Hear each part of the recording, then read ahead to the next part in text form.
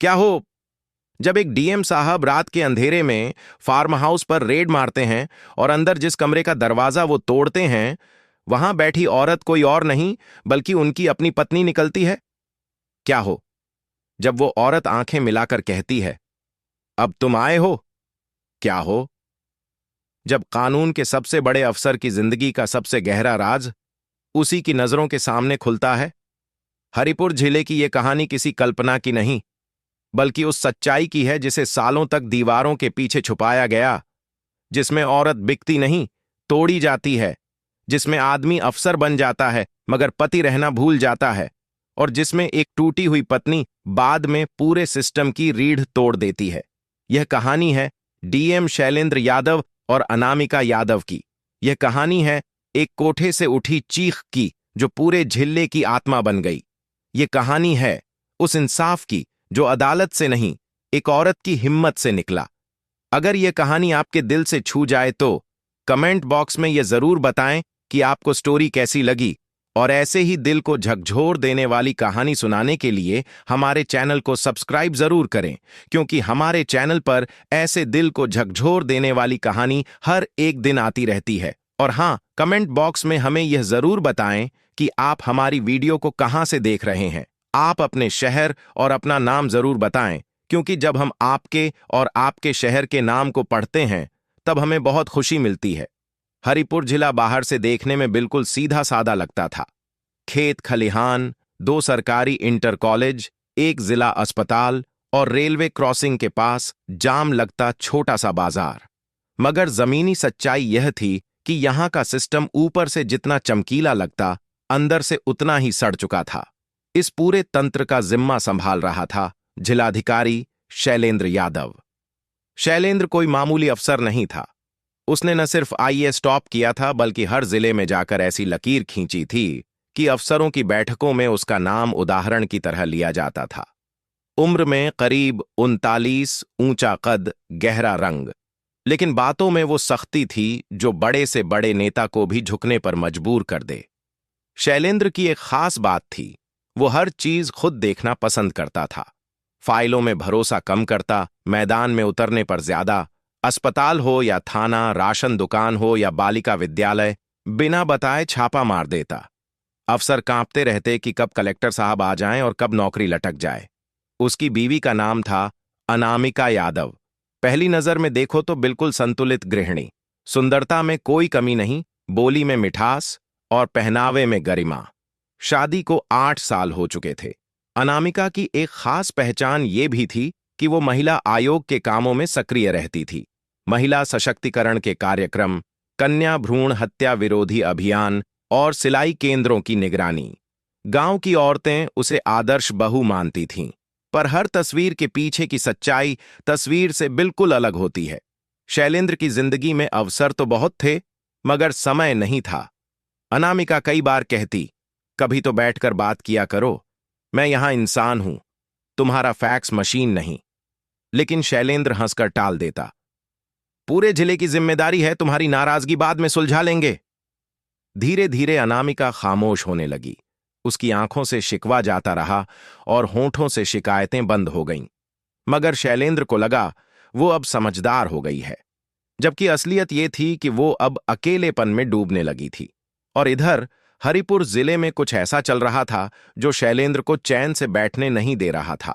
हर हफ्ते एक नई खबर आती, गुमशुदा लड़की, ट्रेन से गायब महिला, अस्पताल से भागी नाबालिग। ज्यादातर मामलों में कोई क्लू नहीं मिलता, कोई चश्मदीद नहीं, कोई नाम नहीं। मगर फिर भी एक बात साफ थी, कोई गुप्त ताकत इन घटनाओं के पीछे थी। एक दिन शैलेंद्र को अपने विश्वसनीय मुखबिर हरिशंकर से खबर मिली, साहब, शहर से बाहर जो नीलगिरी फार्म हाउस है ना, वहां हर तीसरे दिन रात को कोई बड़ा खेल होता है। लड़कियां आती हैं, सफेद गाड़ी में नेता लोग उतरते हैं और सुबह तक गाड़ियां बदल जाती हैं। शैलेंद्र ने पूछा, पक्की खबर है? सिर की कसम साहब, आप खुद चलिए, रेड मारिए, एक बार सबूत मिले तो जड़ से उखाड़ दीजिए। शैलेंद्र ने उसी रात बिना किसी को बताए रेड की पूरी योजना बना डाली। 4 गाड़ियां, सादी वर्दी में फोर्स, एक मेडिकल टीम और एक महिला पुलिस टीम तैयार की गई। रात के करीब 10:45 पर नीलगिरी फार्म हाउस की चारदीवारी के बाहर गाड़ियां खड़ी हुईं। शैलेंद्र खुद सबसे आगे था, आंखों में जिद और दिल में गुस्सा। गेट खोला गया, कमरे से कमरे खुलने लगे, नशे में धुत मर्द, सहमी हुई लड़कियां, शराब की बोतलें, कैमरे, और फिर आया वो कमरा जिसका नाम था वाईपीआर रूम। गेट तोड़कर जब शैलेंद्र अंदर घुसा तो जो नजारा था उसने उसकी पूरी दुनिया को पलट दिया। कमरे में हल्की लाल रोशनी थी। एक रेशमी पलंग पर बैठी थी अनामिका यादव, उसकी अपनी पत्नी। लाल साड़ी, आंखों में काजल, होठों पर तेज लिपस्टिक, और सबसे खतरनाक चीज, उसके चेहरे पर कोई डर नहीं था। शैलेंद्र के हाथ कांप गए। अनामिका, उसके मुंह से निकला, लेकिन आवाज खुद से बेगानी लग रही थी। अनामिका ने नजरें ऊपर उठाईं, बिल्कुल सीधी, और बोली, तो अब तुम्हें वक्त मिला मुझे देखने का? वो एक पल था जब एक ईमानदार अफसर का दिल टूटा, एक पति का आत्मसम्मान बिखरा, और एक इंसान को पहली बार एहसास हुआ कि वो कितना अंधा था। बाहर सायरन बज रहा था, रेड पूरी हो चुकी थी, मगर शैलेंद्र की जिंदगी की असली रेड अब शुरू हुई थी। कमरे के भीतर एक गूंगा सन्नाटा पसरा था, जैसे वक्त ने खुद अपनी सांस रोक ली हो। रेड की अफरा तफरी, बाहर भागते अपराधी, सीटी बजाते पुलिसकर्मी, इन सबसे बेखबर शैलेंद्र और अनामिका आमने सामने खड़े थे। एक जो कानून का सबसे बड़ा प्रतिनिधि था, दूसरी जिसकी उपस्थिति ने खुद उस कानून को सवालों के कटघरे में खड़ा कर दिया था। शैलेंद्र की आंखों से जैसे धुंध उतर रही थी। वो अब किसी जिलाधिकारी की तरह नहीं, एक छल्ले हुए पति की तरह कांप रहा था। उसके भीतर के सारे तर्क, सारा प्रशासनिक प्रशिक्षण, सारा आत्मसंयम, सब पानी बनकर बहने को तैयार थे। अनामिका अब भी चुपचाप पलंग पर बैठी थी। कोई घबराहट नहीं, कोई सफाई नहीं, बस वहीं थकी हुई मगर स्थिर नजरें, जो जैसे एक युद्ध के बाद लौटे सैनिक की आंखों जैसी थीं। तुम यहां? शैलेंद्र के होंठों से ये शब्द फिसले, जैसे कोई पत्थर दरारों में से रिश्ते पानी की तरह बाहर आ रहा हो। अनामिका ने नजरें घुमाईं, कमरे की दीवारों को देखा, जिस पर सिल्क के पर्दे, शराब की बॉटल्स और इत्र की खुशबू बसी थी। फिर बोली, हां, मैं यहीं हूं, वहीं जहां तुम्हारे जैसा आदमी कभी आना नहीं चाहता था। शैलेंद्र ने गुस्से और पीड़ा को मिलाकर पूछा, कब से? जब से तुम्हारे पास मेरे लिए वक्त नहीं था, जब से मैंने तुम्हारी आवाज के बजाय तुम्हारी खामोशी से बातें करनी शुरू की, और जब से इस शहर की दीवारों ने मुझसे कह दिया कि औरत की आवाज किसी को नहीं सुनाई देती। शैलेंद्र कांप रहा था। लेकिन ये कोठा, तुम्हें अंदाजा भी है ये क्या है? अनामिका ने उसकी आंखों में देखते हुए कहा, जानती हूं, बहुत अच्छे से जानती हूं। जानती हूं कि यहां सिर्फ जिस्म बिकता है, मगर कई बार ये जिस्म खुद नहीं आते, उन्हें लाया जाता है, तुम्हारे जैसे लोगों की चुप्पी की वजह से। क्या तुम जानती हो कि आज तुम्हारे इस कमरे में होना मेरे लिए क्या मायने रखता है? मायने? अनामिका हंसी, एक थकी, जली हुई हंसी। जिस आदमी को अपनी बीवी की आंखों में उतरता अंधेरा दिखाई नहीं देता, वो मायने की बात कर रहा है। शैलेंद्र की आंखें भीग चुकी थीं, मगर उसका गुस्सा अभी सूख नहीं पाया था। तुम मुझे ये सब कह रही हो, लेकिन खुद क्या किया? तुम यहां इस हालत में, मेरा क्या होगा? बस यही है ना, तुम्हारा क्या होगा? अनामिका ने हाथ से सामने की दीवार की ओर इशारा किया। उधर देखो, उस शीशे में अपना चेहरा देखो और सोचो, क्या तुमने कभी पूछा कि मैं जिंदा भी हूं या नहीं? शैलेंद्र को ऐसा लग रहा था जैसे जमीन कांप रही हो। वो धीरे धीरे कमरे के दरवाजे की ओर बढ़ा। पीछे से अनामिका ने कहा, जाना मत, सुनो पूरा, मैं दोषी हूं मगर शिकार भी। जानना चाहो तो बताऊंगी सब, लेकिन अगर अफसर बनकर गए तो भूल जाओ कि कोई औरत यहां तुम्हारे इंतजार में थी। शैलेंद्र का हाथ दरवाजे की कुंडी पर था। उसने एक बार फिर नजरें घुमाईं। देखा, उसकी बीवी, जिसकी मांग कभी उसने खुद भरी थी, आज एक ऐसे कमरे में बैठी है जहां उसका होना एक ताजा घाव था। वो वापस पलटा और सामने की कुर्सी पर बैठ गया। बताओ, उसने बस इतना कहा। अनामिका ने आंखें बंद कीं, जैसे कोई बहुत भारी बोझ उठाने वाली हो। तुम्हारे ट्रांसफर के बाद जब तुम यहां आए थे और मैं हर दिन तुम्हारा इंतजार करती थी, तब मेरी आवाज सिर्फ दीवारें सुनती थीं। एक दिन सत्यानारायण तिवारी नाम का आदमी मिला, तुम्हारा जानकार। कहा कि महिला सशक्तिकरण अभियान में साथ चलो। मैंने सोचा कि घर से बाहर निकलूंगी तो जिंदगी बदलेगी, मगर वहां से एक और गड्ढा शुरू हुआ, जिसमें धकेलने वालों में सब थे, नेता, अधिकारी, डॉक्टर और तुम्हारे विभाग के भी लोग। तुम्हें जबरन नहीं, पहले सिर्फ मीठे जाल में, फिर डर, फिर बदनामी की धमकी, फिर वीडियो, और फिर मैं सिर्फ एक चेहरा बन गई जो दिखाने के लिए मुस्कुराता था और अंदर से रोज मरता था। शैलेंद्र अब भी शांत बैठा था। बाहर सायरन अब बंद हो चुके थे। फोर्स बाकी कमरों को खाली करा चुकी थी, मगर इस कमरे में सिर्फ एक कहानी जिंदा हो रही थी। तुम क्यों नहीं बताती थी मुझे? क्योंकि तुम्हें हमेशा सिस्टम की परवाह रही, बीवी की नहीं। अगर कभी पूछा होता कि अनामिका तुम ठीक हो, तो शायद ये दिन ना आता। कमरे की दीवारों पर अब आवाजें गूंजने लगी थीं, दर्द की, पछतावे की और उस भरोसे की जो टूटा नहीं बल्कि सड़ा था। शैलेंद्र उठ खड़ा हुआ। मैं तुम्हें गिरफ्तार नहीं करूंगा, अभी नहीं, लेकिन मुझे सब जानना है। ये जाल कहां से चलता है, कौन कौन शामिल है? अनामिका ने सिर्फ इतना कहा, सब बताऊंगी, मगर पहले ये समझो, ये सिर्फ मेरा नहीं, सैकड़ों लड़कियों का सवाल है। अगर तुम वाकई अफसर हो तो अब इस कोठे की मिट्टी पलटनी होगी। शैलेंद्र ने पहली बार सिर झुकाया। मैं पलटूंगा सब कुछ, लेकिन उसके लिए तुम्हें मेरी नहीं, सच्चाई की गवाही देनी होगी। अनामिका ने हां में सिर हिलाया, और उस पल एक पति और एक पत्नी नहीं, दो लोग, एक गवाह और एक योद्धा, एक साथ एक दलदल से बाहर निकलने का फैसला कर चुके थे। शैलेंद्र यादव ने उस रात जो देखा, सुना और सहा, वो किसी फाइल में नहीं लिखा जा सकता था, न ही किसी आदेश पत्र की भाषा में उस दर्द का अनुवाद किया जा सकता था जो उसके भीतर छटपटा रहा था।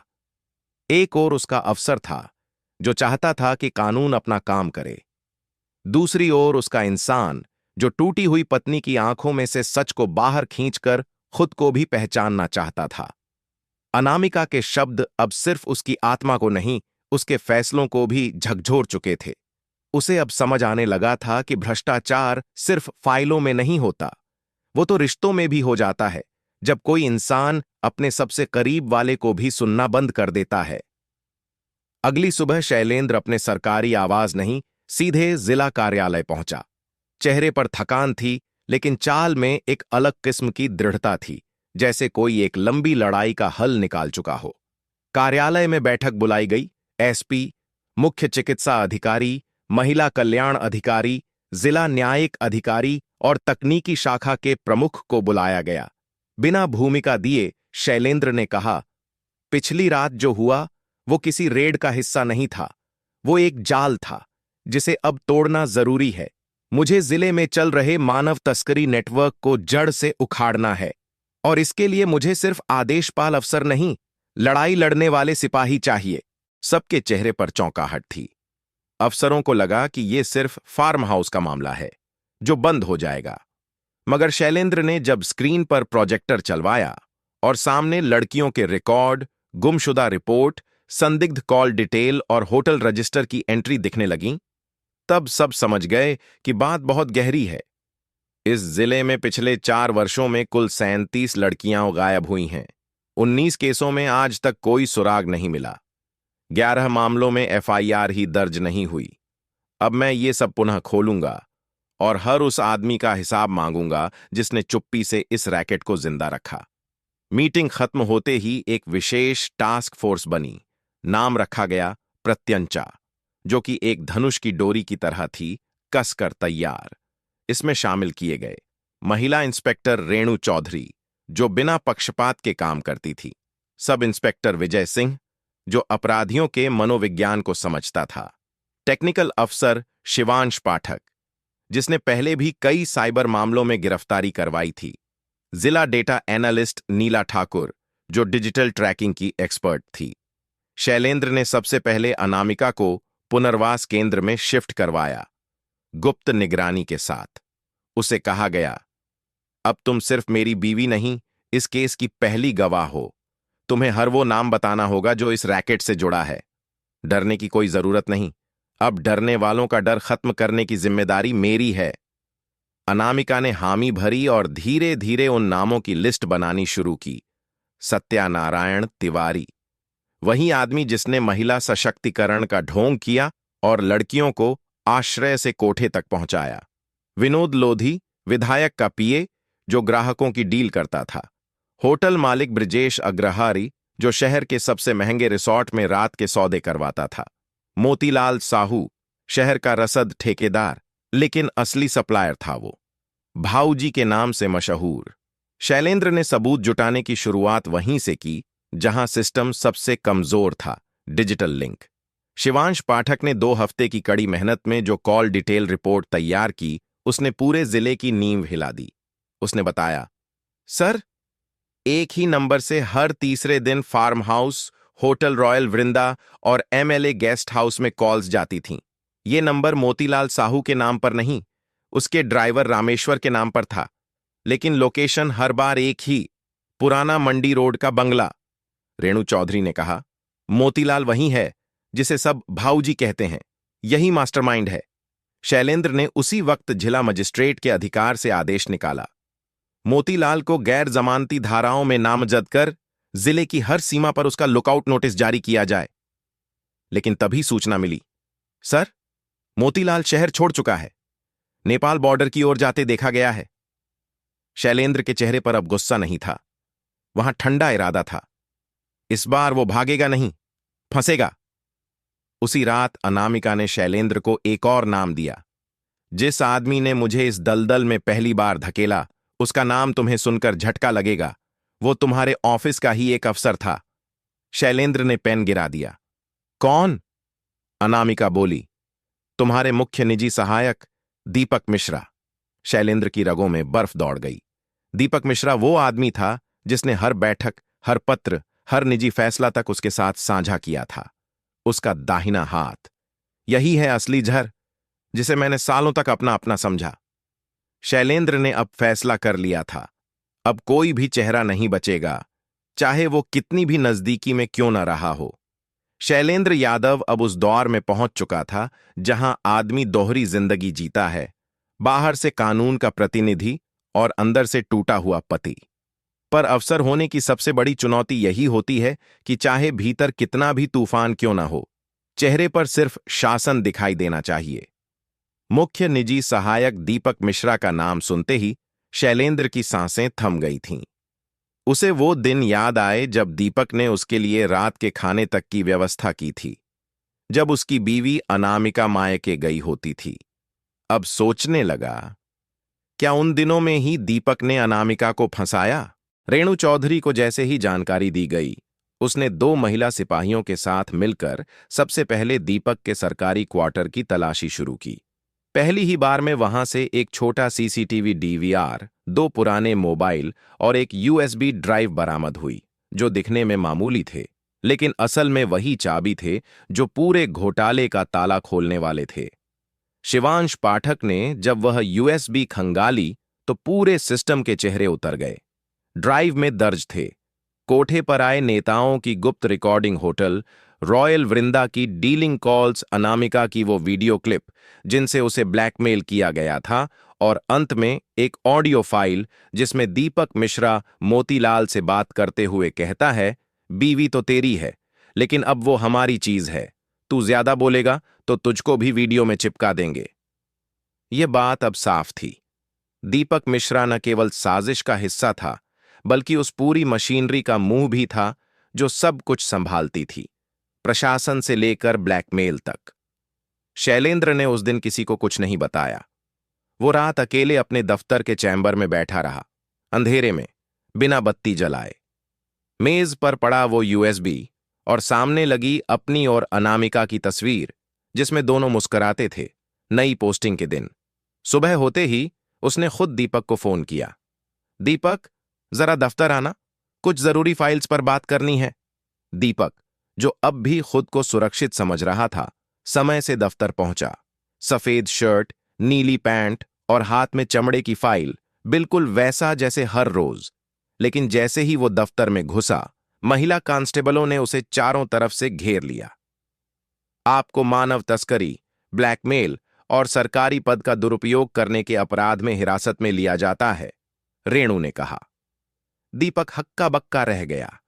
शैलेंद्र सिर्फ देख रहा था, कोई भाव नहीं, कोई गुस्सा नहीं, जैसे वो अपने ही बनाए रिश्ते की लाश को देख रहा हो। उस दिन पूरे जिले में हलचल मच गई। लोग कहने लगे, डीएम साहब तो वाकई पत्थर के आदमी निकले, जिसने अपने ही दाहिने हाथ को काट फेंका। मगर असल खेल तो अब शुरू हुआ था। दीपक से पूछताछ में एक और नाम सामने आया। असली पैसा तो लखनऊ से आता है साहब। वहां बैठे एक पूर्व मंत्री के इशारे पर सब कुछ चलता है। फार्म हाउस, होटल, दलाल, सब उसी की सेटिंग है।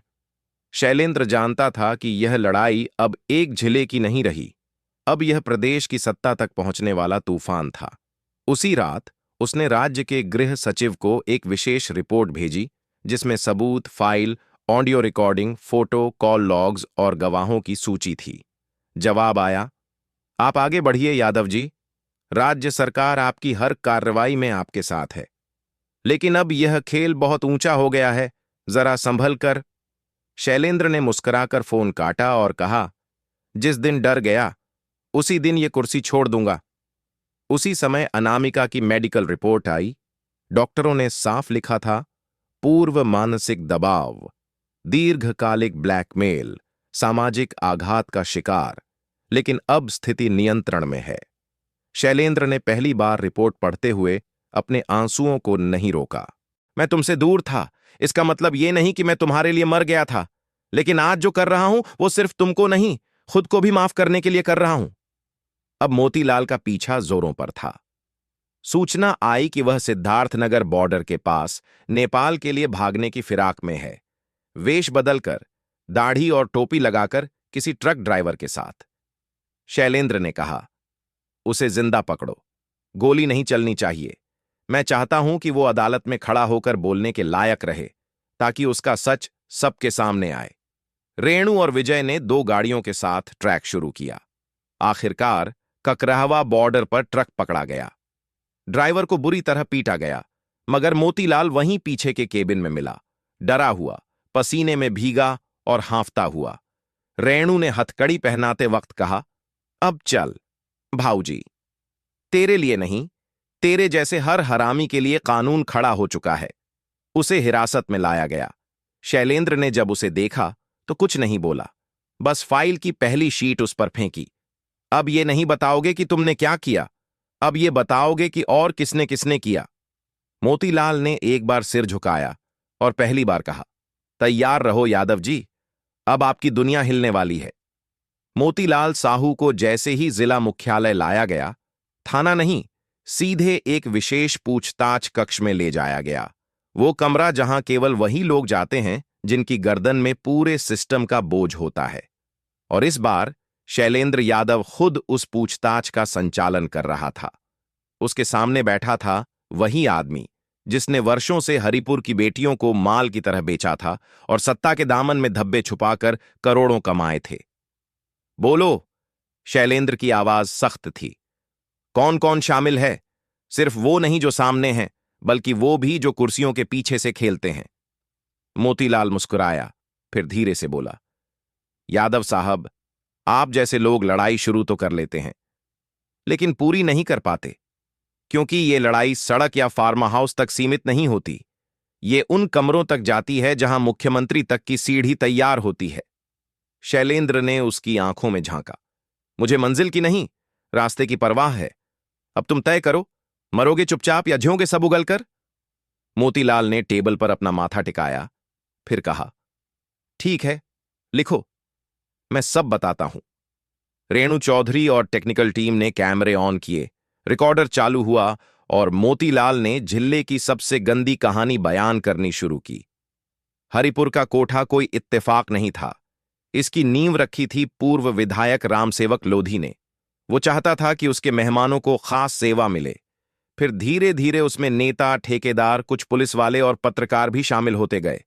सबको कट मिलता था। अनामिका? शैलेंद्र ने पूछा। वो फंसी नहीं, फंसाई गई। सत्यानारायण तिवारी ने उसके फोटो निकलवाए, फिर दीपक मिश्रा को लगाया ताकि उसका इस्तेमाल किया जा सके। मगर एक बात कहूं, उसने जितना धैर्य दिखाया उतना कोई अफसर नहीं दिखा सकता। तुमने मेरी बीवी के साथ क्या किया? शैलेंद्र की आवाज थरथरा गई। सिर्फ दिखावा था। उसका इस्तेमाल सिर्फ इसलिए होता था कि तुम्हारा नाम अगर कहीं जोड़ना पड़े तो ब्लैकमेल का हथियार मिल सके। मगर उसने किसी को छूने तक नहीं दिया।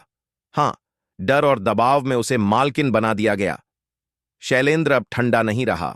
वो उठकर बाहर चला गया और दीवार पर हाथ मारा। रेणु ने देखा, उसके हाथ से खून निकलने लगा था। साहब, उसने पास आकर कहा, मुझे ठीक होने नहीं देना जब तक हर चेहरा बेनकाब न हो जाए। उस दिन के बाद पूरे जिले में जैसे अघोषित आपातकाल लग गया। एक एक कर छापे पड़े। होटल रॉयल वृंदा, एमएलए गेस्ट हाउस, पुराने फार्म हाउस और उस महिला संगठन के दफ्तर पर जहां अनामिका को पहली बार बुलाया गया था। हर जगह से दस्तावेज, कैमरे, फोटोज, लैपटॉप बरामद हुए और सबसे खौफनाक चीज, एक रजिस्टर जिसमें उन लड़कियों के नाम थे जिनकी बोली लगाई जाती थी। नाम के आगे उम्र, रंग, भाषा और ग्राहक का नाम। शैलेंद्र की आत्मा कांप गई। रजिस्टर में एक नाम के आगे ग्राहक का कॉलम पढ़ा, भानु प्रकाश पांडेय, राज्य मंत्री, श्रम विभाग। अब ये केस सिर्फ जिले का नहीं रहा था, ये राज्य की राजनीति को नंगा करने वाला केस बन चुका था। शैलेंद्र ने फौरन एक गोपनीय रिपोर्ट राज्यपाल को भेजी। साथ ही सभी सबूत की कॉपीज केंद्रीय गृह मंत्रालय के पास भेज दी। लेकिन अगले दिन एक घटना हुई जिसने पूरा समीकरण हिला दिया। रेणु चौधरी की गाड़ी पर हमला हुआ। वो रात में अपने घर लौट रही थी जब बाइक पर आए दो नकाबपोशों ने उसके ड्राइवर को गोली मारी और कार पर पेट्रोल बम फेंका। गाड़ी जल गई, मगर रेणु ने जैसे तैसे कूदकर जान बचाई।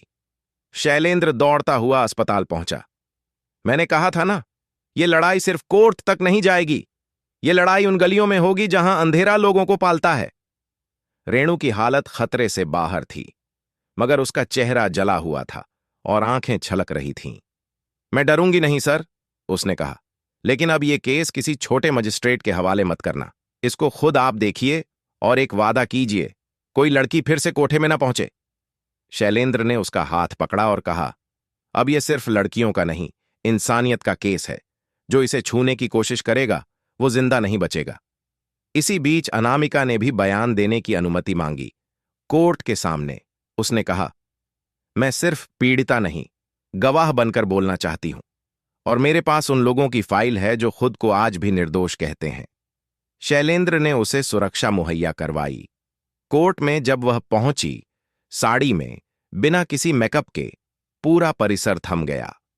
उसने अदालत में बयान दिया, हां, मैं कोठे में मिली थी, लेकिन मैं वहां किसी की जरूरत नहीं, मजबूरी बन चुकी थी।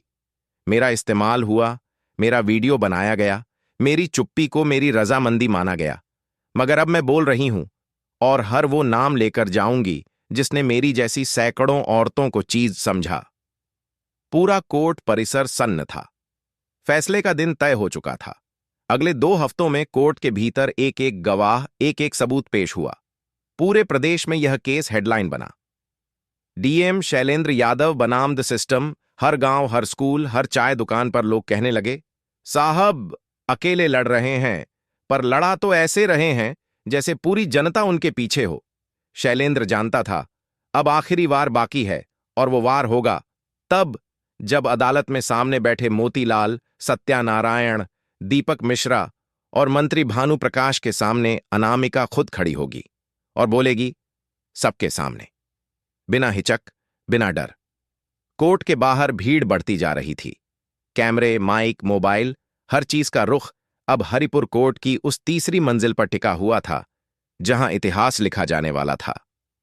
सिर्फ एक केस नहीं था यह उस चुप्पी की सुनवाई थी जो वर्षों से कोठों की दीवारों में घुट घुट कर दम तोड़ देती थी।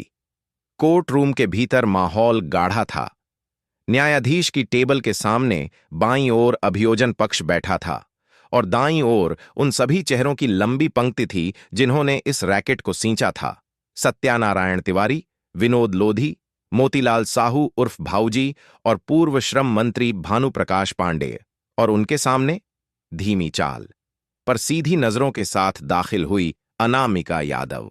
न आंखों में डर था, न चेहरे पर लज्जा। वह उस मोड़ पर पहुंच चुकी थी जहां इंसान अपनी गलती, अपना अपमान और अपनी आत्मा सबको सौंप देता है, बस सच के लिए। न्यायाधीश ने कहा, आप शपथ पूर्वक बयान देना चाहती हैं? अनामिका ने सिर हिलाया। जी हां। उसने शपथ ली और फिर खड़ी होकर सीधे सबके सामने बोलना शुरू किया। मेरा नाम अनामिका यादव है। मैं इस जिले के जिलाधिकारी की पत्नी हूं।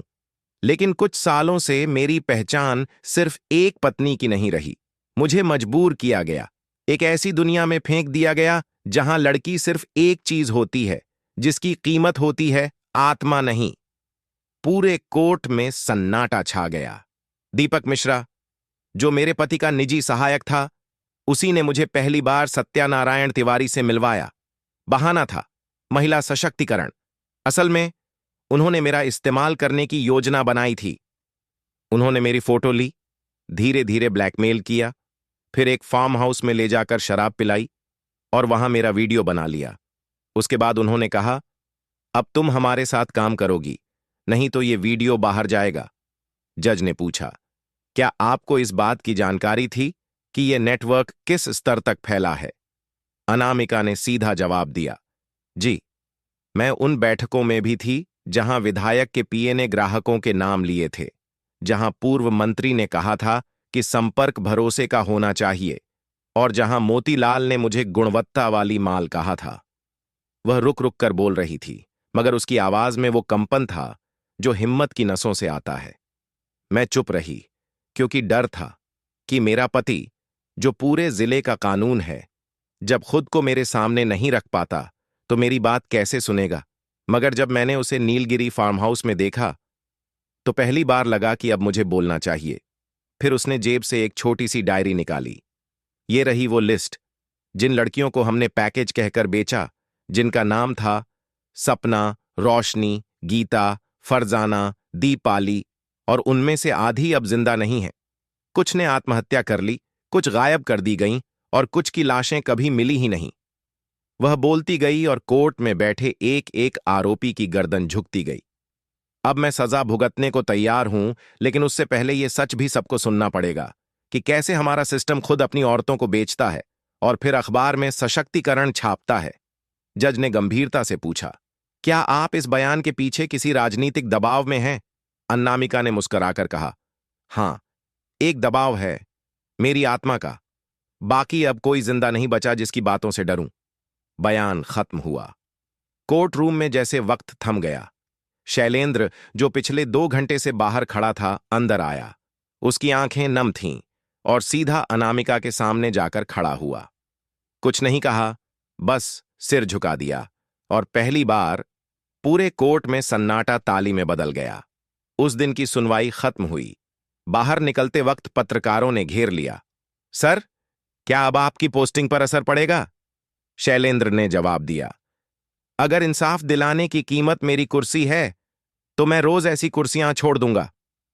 रात को जिलाधिकारी आवास पर जबरदस्त सुरक्षा लगाई गई। रेणु चौधरी की सुरक्षा भी 3 गुना कर दी गई, क्योंकि अब अगला कदम था मुख्य अभियुक्तों पर चार्ज फ्रेम कराना और ट्रायल की मंजूरी देना।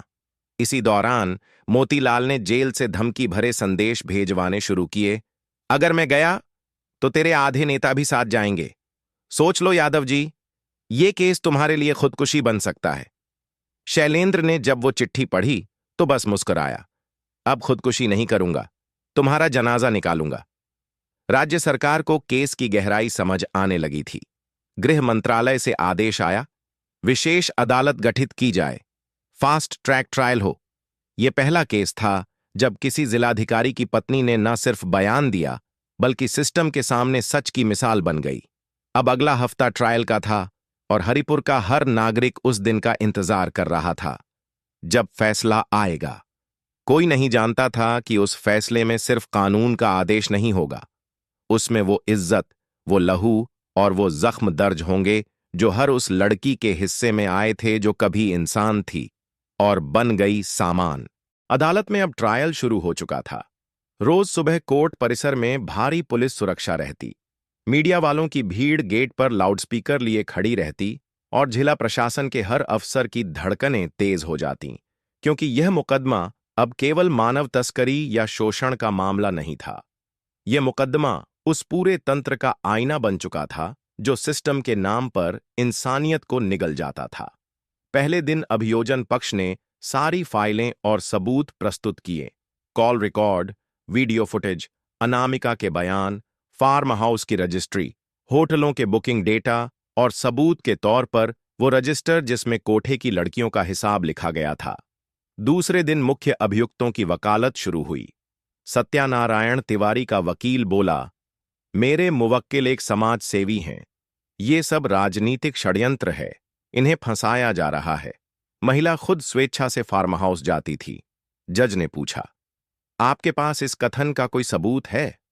वकील चुप। मोतीलाल साहू के वकील ने तर्क दिया, मेरे मुवक्किल को भाऊजी कहा जा रहा है, मगर ऐसा कोई आधिकारिक दस्तावेज नहीं जो ये साबित करे कि भाऊजी और मोतीलाल एक ही व्यक्ति हैं।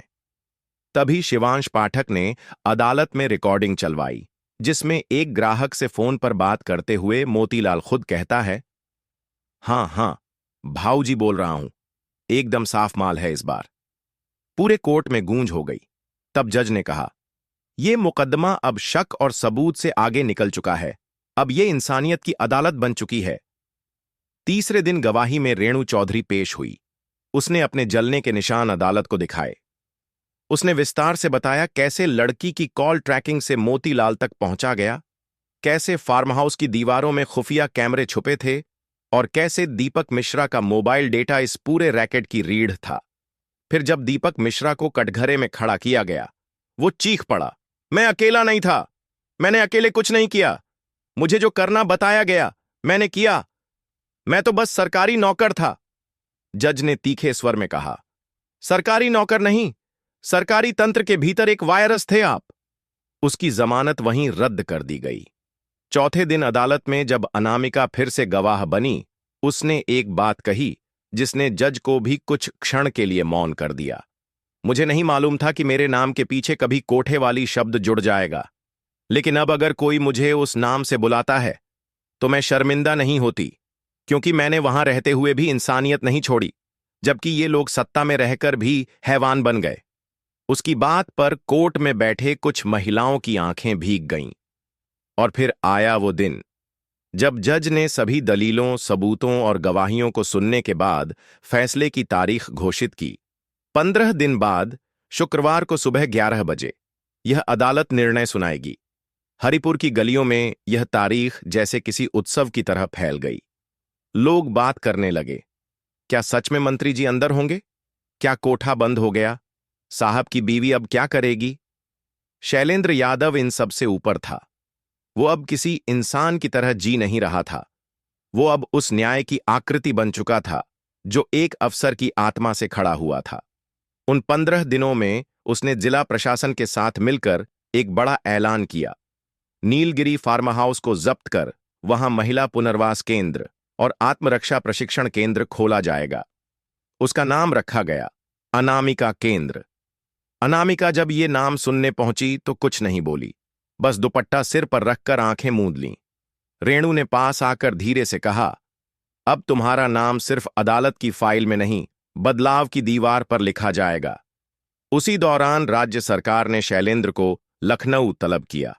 वहां मुख्यमंत्री से मुलाकात के दौरान पूछा गया, यादव जी, आपने एक बड़ा जुआ खेला, इतने बड़े नामों को धूल चटा दी, डर नहीं लगा कभी?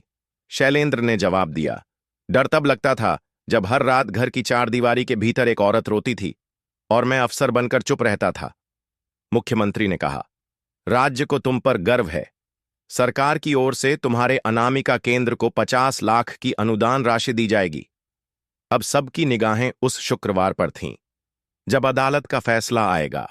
सारा जिला, सारा राज्य और देश के कुछ बड़े पत्रकार अब हरिपुर के फैसले का इंतजार कर रहे थे। और अनामिका, वो उस दिन अपने कमरे में बैठी एक कागज पर कुछ लिख रही थी। मुझे दोषी मानो या गवाह, मैं बस वो आवाज बनना चाहती हूं जो कभी किसी औरत की आंख में छुपी न रह जाए। शैलेंद्र ने वो पंक्तियां पढ़ीं और उसके नीचे लिखा, अब तुम सिर्फ मेरी नहीं, न्याय की पहचान हो। फैसले के दिन हरिपुर कोर्ट का दृश्य किसी जनसभा जैसा था। लेकिन यहां भाषण नहीं, न्याय की घोषणा होने वाली थी। सुबह से ही पुलिस लाइन से लेकर कोर्ट तक विशेष सुरक्षा व्यवस्था तैनात थी। सड़कों के किनारे लगे बैरिकेड, चाय की दुकानों पर जुटे लोग और मोबाइल फोन पर लाइव स्ट्रीम देख रहे छात्र, सबकी निगाहें एक ही जगह थीं। अदालत कक्ष संख्या 3। जिला न्यायाधीश ने समय से ठीक 5 मिनट पहले अपनी पीठ पर दस्तक दी। अंदर बैठे वकीलों, पत्रकारों और अभियुक्तों की सांसें थम गईं। कटघरे में बैठे थे मोतीलाल साहू उर्फ भाऊजी, सत्यानारायण तिवारी, ठेकेदार और सप्लायर विनोद लोधी, विधायक का पीए दीपक मिश्रा, डीएम का पूर्व निजी सहायक और भानु प्रकाश पांडे, राज्य सरकार में पूर्व श्रम मंत्री शैलेंद्र यादव गवाही के बाद एक तरफ खामोशी से बैठा था। अनामिका भी मौजूद थी, पूरी तरह सादी वेशभूषा में, मगर उसकी आंखों में वही तेज था जो किसी युद्ध से लौटी विजेता स्त्री की आंखों में होता है। जज ने अपनी बेंच से खड़े होकर फैसले के पहले शब्द बोले, यह न्यायालय मानती है कि यह मुकदमा केवल कानून के दायरे में नहीं आता, बल्कि यह उस तंत्र की परछाई है जो वर्षों से सिस्टम के नाम पर मानवता को नीलाम करता आया है। मूल आरोपी मोतीलाल साहू को भारतीय दंड संहिता की धारा 370 मानव तस्करी, 120 बी षड्यंत्र, 376 डी सामूहिक बलात्कार और पीओसीओ एक्ट की धारा 5/6 के तहत आजन्म कारावास की सजा सुनाई जाती है। कोर्ट में एक सिहरन दौड़ गई। सत्यानारायण तिवारी और विनोद लोधी को 20-20 वर्षों की कठोर कारावास और 10 लाख रुपये का जुर्माने की राशि पुनर्वास केंद्र को दी जाएगी। दीपक मिश्रा, जिसने अपनी सरकारी हैसियत का दुरुपयोग कर महिलाओं को फंसाने में मदद की, उसे 15 वर्ष की सश्रम कारावास, उसके समस्त संपत्ति को जब्त कर जिला कल्याण निधि में जोड़ा जाएगा।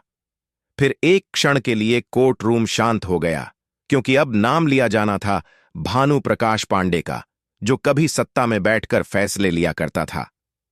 पूर्व मंत्री भानु प्रकाश पांडे, यह अदालत आपको भारतीय दंड संहिता की धारा 376, 2, 506 धमकी और 201 सबूत नष्ट करना के तहत दोषी मानती है। आपको 25 वर्षों की कारावास और सार्वजनिक जीवन से अयोग्य घोषित किया जाता है। भानु प्रकाश की गर्दन झुक गई। वही आदमी जो सत्ता में रहते हुए प्रेस को गालियां देता था, आज कोर्ट की दीवारें भी उस पर भारी लग रही थीं। अब बारी थी अनामिका यादव की। पूरा कोर्ट सांस रोककर सुन रहा था। न्यायाधीश ने उसकी ओर देखा और कहा, अनामिका यादव, आप इस पूरे प्रकरण में एक जटिल भूमिका में रहीं। आप पीड़िता थीं, मगर आपका साहस, आपकी गवाही और वह सामग्री जो आपने कोर्ट को सौंपी, वह इस फैसले की रीढ़ बनी। कानून आपकी मजबूरी को समझता है, इसलिए आप पर कोई दंड नहीं लगाया जाएगा। लेकिन आपसे आग्रह किया जाता है कि आप महिला पुनर्वास केंद्र में मार्गदर्शक के रूप में अपनी भूमिका निभाएं, ताकि जिस दर्द से आप निकलीं, वह किसी और का अंत न बने। अनामिका की आंखों में पानी भर आया। उसने कोई प्रतिक्रिया नहीं दी, बस सिर झुका लिया और धीरे धीरे अपने आंचल को ठीक किया, जैसे अपने भीतर की राख को समेटकर किसी नए जीवन की तैयारी कर रही हो। फैसले के बाद अदालत परिसर में तालियां नहीं बजीं। वहां मौन था, गहरा, थका हुआ, मगर संतोष भरा मौन, जो न्याय की सबसे सच्ची आवाज होती है। बाहर निकलते ही पत्रकारों ने शैलेंद्र यादव को घेरा। सर, आप अदालत में खामोश क्यों थे? क्या कहना चाहेंगे? शैलेंद्र ने बहुत धीरे से जवाब दिया, क्योंकि जब सच बोलता है तो अफसरों को चुप रहना पड़ता है। एक पत्रकार ने पूछा, अब आगे का क्या प्लान है सर? अब मैं अनामिका केंद्र में बच्चों को पढ़ाने जाऊंगा। हो सकता है कि अगली पीढ़ी कोई ऐसा अवसर पैदा करे जिसे अपनी बीवी से आंख मिलाने के लिए किसी अदालत की जरूरत न हो। उस रात जब सब लोग टीवी पर भानु प्रकाश को सजा ब्रेकिंग न्यूज देख रहे थे, तब अनामिका केंद्र की एक कोठरी में अनामिका एक नन्ही बच्ची की कलाई पकड़कर उसे आत्मरक्षा सिखा रही थी। पीछे से शैलेंद्र आया, कुछ देर देखा, फिर मुस्कुराकर बोला, अब ये कोठा नहीं रहा, अब ये आश्रम है। अनामिका ने कोई जवाब नहीं दिया, बस बच्ची से कहा, ये देखो बिटिया, जब कोई तुम्हें छूने की कोशिश करे तो ऐसे वार करना, पूरे आत्मबल से। बच्ची ने ठीक वैसा ही किया, और वहीं बरसों पहले टूटा हुआ एक रिश्ता अब न्याय और नए जीवन की जमीन पर फिर से उग आया था। हरिपुर में वो सूरज पहली बार कुछ अलग ढंग से उगा। न लालिमा थी, न धुंध, साफ, शांत और स्थिर, जैसे कि जमीन ने स्वीकार कर लिया हो कि वो अब अपनी सबसे स्याह रात पार कर चुकी है।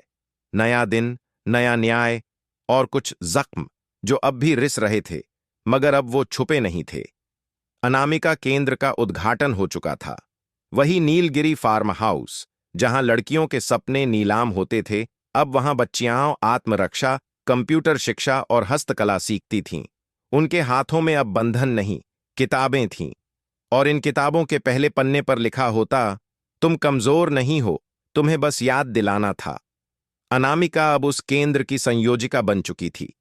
उसके सामने लड़कियां आईं जो टूटकर बिखरी थीं। किसी को भाई ने बेचा था, किसी को मामा ने ले जाकर छोड़ दिया था, लेकिन अब कोई पीछे मुड़कर नहीं देखता था। सबको पता था, यहां रुकना है, संभलना है और फिर एक नई दुनिया को छूना है। शैलेंद्र यादव का तबादला नहीं हुआ। सरकार ने उसे वहीं रखने का फैसला किया, एक संकेत की तरह कि सच्चाई की लड़ाई सिर्फ नारे से नहीं, नेतृत्व से होती है। अंदर से टूट चुका अफसर अब अंदर से खड़ा हो गया था। राज्य सरकार ने उसकी सिफारिश पर हर जिले में अनामिका केंद्र जैसा एक पुनर्वास और सुरक्षा स्थल बनाने की योजना पास की। मगर उस कहानी के दो किरदार अब आम नहीं थे। एक दिन, जब सब सो रहे थे, अनामिका अपने केंद्र के बरामदे में बैठी थी। एक बच्ची उसके पास आकर बोली, मैम, आप कभी डरती नहीं हो? अनामिका मुस्कुराई। डर तो हर किसी को लगता है। फर्क सिर्फ इतना है कि डर तुम्हारे पांव बांधता है या तुम्हारे हाथों में हथियार देता है। बच्ची ने पूछा, और आपको किसने सिखाया? अनामिका की आंखें नम हो गईं। उसने आसमान की ओर देखा, फिर कहा, जिसने मुझे दर्द दिया, उसी ने मुझे ताकत भी दी। और जब मैं बिल्कुल खत्म होने वाली थी, तब एक इंसान आया जो मेरा पति नहीं, मेरी आवाज बन गया। वहीं दूसरी ओर शैलेंद्र यादव अब जिले के हर थाने में गुप्त निगरानी रखता था। उसने आदेश दिया था, किसी भी गुमशुदा लड़की की रिपोर्ट अगर 24 घंटे में दर्ज न हुई तो थानेदार नप जाएगा।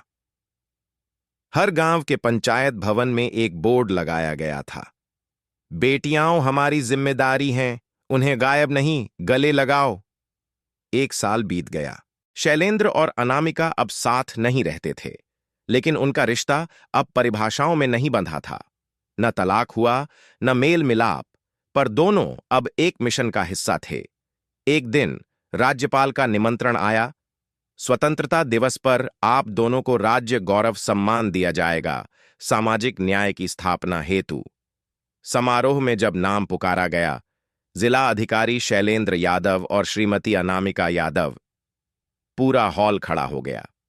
तालियां नहीं, एक सम्मान की लहर थी कि कैसे एक अफसर और एक पत्नी मिलकर उस तंत्र को हिला सकते हैं जो सदियों से चुप्पी पर टिका था।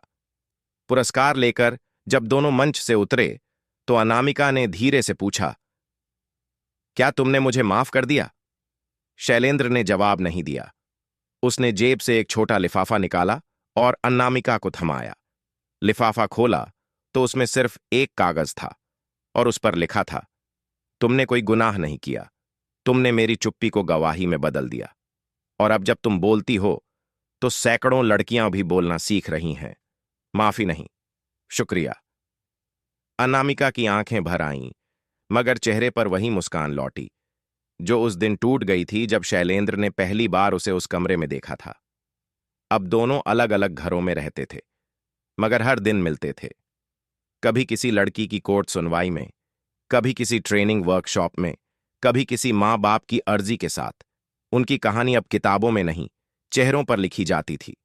और हरिपुर, वह अब सिर्फ एक जिला नहीं था, वह एक प्रतीक बन चुका था, जहां एक कोठे में मिली पत्नी और एक चुप पति मिलकर इंसाफ का सबसे बड़ा झंडा उठा ले गए।